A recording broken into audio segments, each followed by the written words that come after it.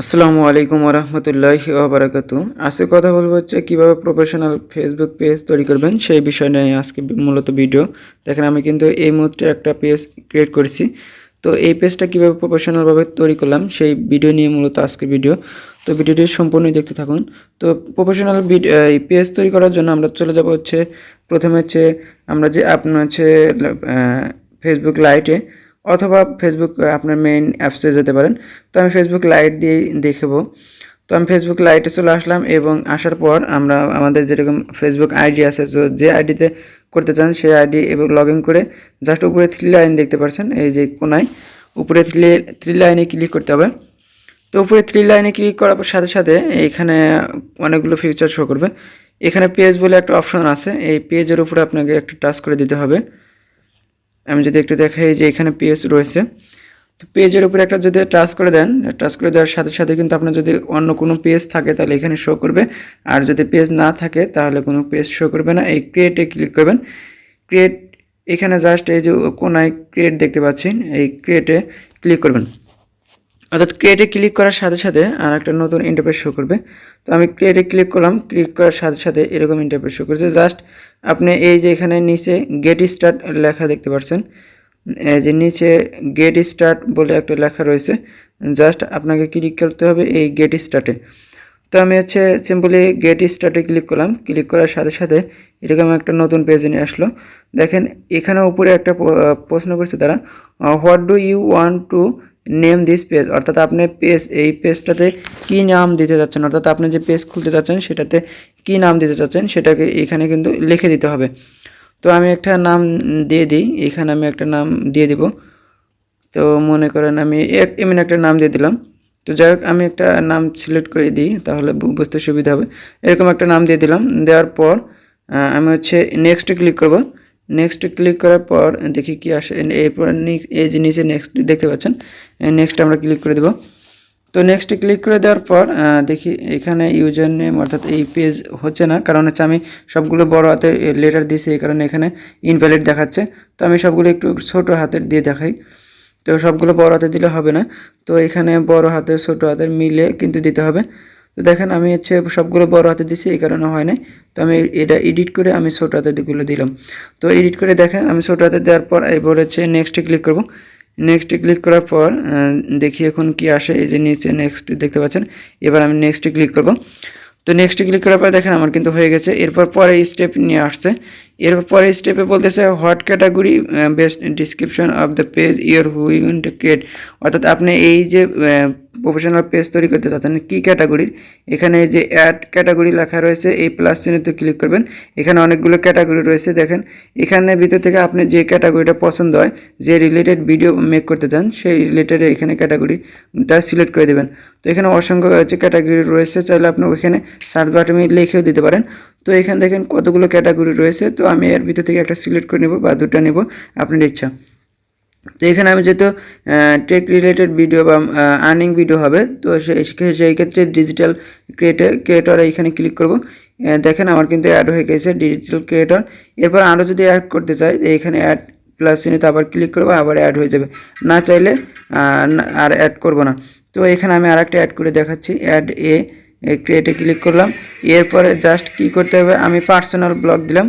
Personal blog দেওয়ার পর দেখেন আমার কিন্তু দুটো হয়ে গেছে, পার্সোনাল ব্লগ দিলাম এবং হচ্ছে ডিজিটাল ক্রিয়েটর দিলাম। এরপর নেক্সটে ক্লিক করব। তার আগে এখানে উপরে যে দেখতে পাচ্ছেন পার্সোনাল ব্লগ, চাইলে আপনি এটাকে কেটে দিতে পারেন বা আপনার যদি পছন্দ না হয় একটাই দিতে পারেন, কোনো সমস্যা নেই।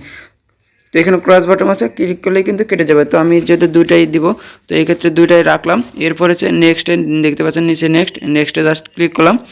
তো নেক্সটে ক্লিক করবো, নেক্সট ক্লিক করার পর একটু লোডিং নেবে হয়তো বা পেজটা লোডিং নিলে দেখেন এরপর হচ্ছে আর একটা ধাপ নিয়ে আসলো আমাদেরকে। এরকম দেখেন do you have to website for, অর্থাৎ আস্টাফুল এখানে কিন্তু দেখাচ্ছে হচ্ছে আপনার যে পেজটা দিয়েছিলেন এই পেজের কোনো ওয়েবসাইট লিঙ্ক আছে কি না, বা আপনার ইউটিউব চ্যানেল, ফেসবুক আর একটু অন্য পেজের লিঙ্ক, যে কোনো বিষয়ে একটা পেজ থাকলে বা ওই চ্যানেল থাকলে এখানে লিঙ্ক থাকলে কিন্তু দিতে পারবেন। তো যদি লিঙ্ক না থাকে এই ক্ষেত্রেও কোনো সমস্যা নেই, আপনি স্কিপ করতে পারেন অথবা নিচে নেক্সটে ক্লিক করতে পারেন। তো এখানে কিন্তু লিঙ্কটা পেস্ট করে দিয়ে এরপরে জাস্ট নেক্সটে ক্লিক করে দিতে হবে। এই যে নিচে নেক্সট দেখতে পাচ্ছেন, নেক্সটে ক্লিক করে দেবেন। তো তো লিঙ্ক চ্যানেলে না থাকলেও কোনো সমস্যা নেই। দেখেন আমাদের কিন্তু পেজটা এরকম ইন্টারফেস শো করছে। এরপরে এখানে অ্যাডে ক্লিক করে এই পেজের একটা ব্যানার দিয়ে দিবেন। কিভাবে ব্যানার বানায় সেগুলো ভিডিও কিন্তু অসংখ্য পেয়ে যাবেন। তো এখানে অ্যাড ক্লিক করে একটা ব্যানার দিবেন, এখানে প্লাস চিহ্নতে ক্লিক করে একটা লোগো দিবেন অর্থাৎ পিকচার দিবেন। তো দেওয়ার শেষে এইখানে ডান করে দিবেন। ডান করে দেওয়ার সাথে সাথে কিন্তু আপনার পেজটা ফেসবুক পেজটা ক্রিয়েট করা হয়ে যাবে। দেখেন আমরা কিন্তু এখানে 4টা ধাপ কমপ্লিট করলাম। এখন আমাদের প্রফেশনাল পেজটা ক্রিয়েট করা হয়ে গেল। প্রফেশনাল পেজটা একদম ক্রিয়েট করা হলো। চাইলে এখান থেকে এখন আর্নিং করতে পারবেন, বাট এখানে কিন্তু আবার সিটিং আছে। তো অ্যাবাউটে যাবেন, এখানে অ্যাবাউট বলে একটা অপশন রয়েছে, এই সিটিংগুলো আপডেট করে নেবেন, এরপরে ভিডিওগুলো আপলোড করতে পারবেন। তো এখানে আমি অ্যাবাউটে আসলাম, অ্যাবাউটে এসে আমি একটু দেখাই। এরপর নিচে আসেন, সি অল অ্যাবাউট, এইখানে জাস্ট নিচের দিকে দেখতে পাচ্ছি সি অল অ্যাকাউন্ট বলে অপশন রয়েছে। তো সি অল অ্যাকাউন্টে ক্লিক করব। এখানে নিচে